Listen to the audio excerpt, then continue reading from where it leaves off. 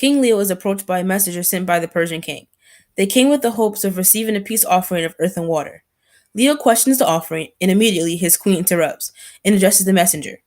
But having the queen speaking up in this moment established that she would become a strong female lead in this film. It also shows that women in Sparta are strong and speak up when they feel it's necessary. When King Leo and the messenger were talking, the queen is always in the same shot when the camera is focused on Leo. The queen is not blurred or simply placed outside of the shot as everyone else. It makes it seem like she is a part of this ordeal and that she has a say as much as important as the king. Even when the queen insults the Persian, the camera focuses on her and it cuts back to the messenger. The messenger was shocked and appalled that a woman had addressed him and involved herself in men's affairs. The queen replied, Because only Spartan women give birth to real men. This scene establishes a few things. One is that it is clear that women are supposed to be submissive and domesticated. They stay home and take care of their children until they are of age to train to become a Spartan warrior, and await their husbands who often fight in the Spartan army. The movie review Roger Albert states, Their women, Queen of Leo, are as bloodthirsty as their men, just like wrestlers' wives. This is very evident simply from the queen's action in this exchange. When the queen spoke out, the king did not contain her and make her stop speaking. He allowed her to continue as if she was his general. He watched the matter and only stepped in once the queen insulted the messenger about Spartans producing real men. This highlights the queen's getting the last word, which means she won. With this exchange, the messenger looks shocked at the queen, but then focuses on the king.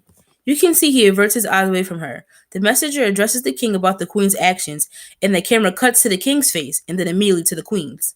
She answers for herself, and then there was a slight pause before the camera cuts back to the messenger, giving the queen a dominance in this conversation. Sparta is seen as a strong civilization. Spartans have no fear and will die before ever surrendering. The Persian army knows this, and it seems as though they would like to make peace before starting the war, only for the fact of conquering them and having submission. As the king and messenger stroll, the messenger talks about the Persian king wanting a simple offering to spare the Spartan people. Out of all of what the messenger stated, the king is engrossed with the one word submission. For the king, submission equates to slavery and lack of freedom. King Leo then turns from the messenger as if contemplating the offer. He looks to the ground as if what he should do is there. Then he looks up and his focus is on the women of the Sparta, the children of Sparta, and then the queen. Leo pulls out a sword and turns it against the messenger. The messenger says, No man, Persian or Greek, no man threatens a messenger. By King Leo doing this, he's establishing his strength as a king and that no one can take advantage of the Spartan people. This is risky given the fact that Persian king is considered to be on the same scale of a god.